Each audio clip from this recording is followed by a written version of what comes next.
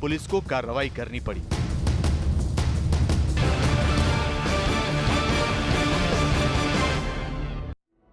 और अब बात उस बर्निंग शिप की जिससे उठती लपटें खौफ का सबब बनी हुई हैं। श्रीलंका के समुद्री इलाके में सिंगापुर के एक मालवाहक जहाज में 20 मई को आग लग गई। पहले तो आग पर काबू पाए जाने की खबर आई, लेकिन इसके बाद पता चला कि जहाज में एक विस्फोट के बाद आग फिर से भड़क उठी। लिहाजा श्रीलंका की सरकार ने भारत से मदद मांगी। भारतीय तट रक्षक दल ने अपने 3 जहाजों को रेस्क्यू मिशन पर भेजा। अब तक जो खबरें सामने आई हैं उनमें बर्निंग शिप से कुछ लोगों को बचा लिया गया है, लेकिन गहरे समुद्र में जहाज में लगी आग को पूरी तरह बुझाया नहीं जा सका है।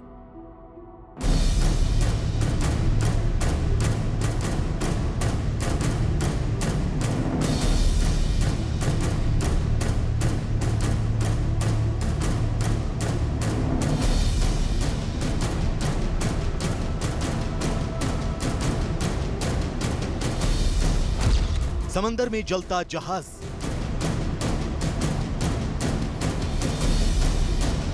कंटेनर्स 15 के करीब नीचे गिर चुके थे, जो 1, 2, 3 शोरलाइन में भी पहुंच चुका है। जब तक पूरी तरह हम काबू ना पा लें आग के ऊपर, प्रदूषण के ऊपर भी हम अभी ये नहीं सोच सकते हैं कि नहीं होगा। ये सोचकर ही हम चलेंगे कि कुछ भी हो सकता है। जहाज में कैसे लगी आग?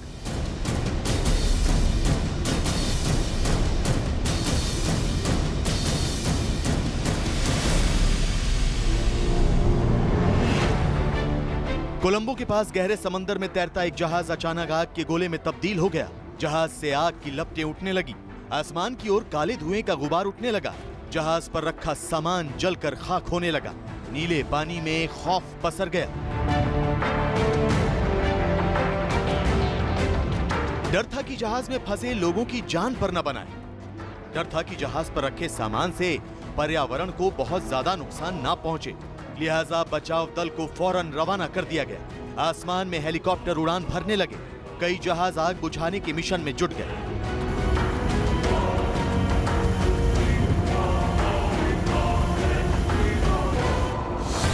सिंगापुर के एमवी एक्सप्रेस पर्ल जहाज में लगी आग तो भयंकर थी ही। इस आग को जल्द से जल्द बुझाना जरूरी था, क्योंकि ये एक मालवाहक जहाज था जिसमें 1480 से ज्यादा कंटेनर लदे थे। इस जहाज में इंटरनेशनल मैरीटाइम डेंजरस गुड्स, जिन्हें IMDG भी बोलते हैं, वो रखा हुआ था। ये बेहद खतरनाक सामग्री होती है जिसके परिवहन या शिपमेंट के लिए पहले से तय अंतरराष्ट्रीय दिशा निर्देश होते हैं। गौर करने वाली बात यह है कि इस जहाज में नाइट्रिक एसिड भी रखा था। हालांकि जहाज में आग तो 20 मई को ही लगी थी, लेकिन बाद में पता चला कि 25 मई को इसमें रखे रसायनों की वजह से भयानक विस्फोट हुआ, जिसके बाद श्रीलंका की सरकार ने भारत से मदद मांगी और बर्निंग शिप को बचाने के लिए इंडियन कोस्ट गार्ड तैयार हो गए। किसी भी समय हमारे जो बड़े जहाज हैं ये फायर फाइटिंग भी कर सकते हैं, प्रदूषण नियंत्रण भी कर सकते हैं। और इस केस में हमारे सामने 3 तरीके के चैलेंजेस थे। एक आग बुझाने का जहाँ फायर फाइटिंग, एक केमिकल पोल्यूशन हो सकता था, क्योंकि ये जो जहाज था इसमें जो कंटेनर्स थे इसमें इंटरनेशनल मैरीटाइम डेंजरस कार्गो था। IMDG बोलते हैं, डेंजरस गुड्स। 185 मीटर लंबा जहाज और जहाज पर लगी भयंकर आग को बुझाना किसी चुनौती से कम नहीं थी, लेकिन भारतीय तटरक्षक ने मोर्चा संभाल लिया। तूतीकोरिन में इंडियन कोस्ट गार्ड के जहाज वैभव को कोलंबो की तरफ रवाना कर दिया गया। आग बुझाने और समुद्र में तेल के प्रदूषण से निपटने में माहिर ये जहाज 6 से 7 घंटे में मौके पर पहुंच गया। साथ ही वज्र जहाज और मुंबई में समुद्र प्रहरी, जो कि प्रदूषण को फैलने न देने का काम करता है, उसे भी रवाना किया गया। ऑक्सीजन, ज्वलनशीलता और गर्मी के कारण आग बुझाने में दिक्कत आती रही, लेकिन भारतीय तटरक्षक दल शिद्दत से अपने काम में जुटा रहा। सबसे पहले ऑक्सीजन को खत्म करने के लिए फोम का इस्तेमाल किया गया।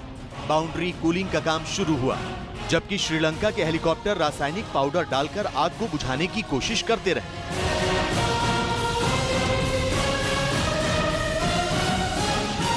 हमने सबसे पहले ऑक्सीजन को के लाइन्स वो काटने के लिए हवा में से जो उसके लिए हमने फोम का इस्तेमाल किया, और साथ में हीट जो इसमें बढ़ा हुआ है इतना आग के कारण, उसके लिए हमने बाउंड्री कूलिंग बोलते हैं, चारों ओर से पानी डाल के बाउंड्री कूलिंग का काम शुरू कर दिया।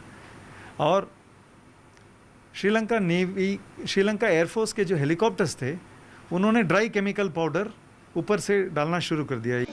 बचाव अभियान में 4 नौकाएं और भारत के 3 जहाज शामिल हैं। इसके अलावा हेलीकॉप्टर से भी रेस्क्यू का काम किया जा रहा है।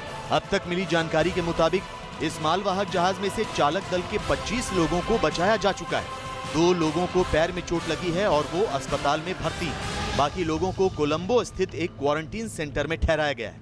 इंडियन कोस्ट गार्ड के मुताबिक बुधवार के मुकाबले जहाज से जो धुआं उठ रहा है उसका रंग अब काले से सफेद हो गया है, जिसका मतलब यह है कि जो ज्वलनशील पदार्थ है वो जलकर कम हो गया है।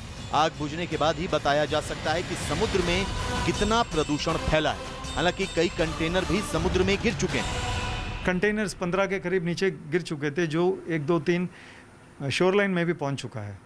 तो इसीलिए हमें ये अपनी नज़र में रखना पड़ेगा कि जब तक पूरी तरह हम काबू ना पा लें आग के ऊपर, प्रदूषण के ऊपर भी हम अभी ये नहीं सोच सकते हैं कि नहीं होगा।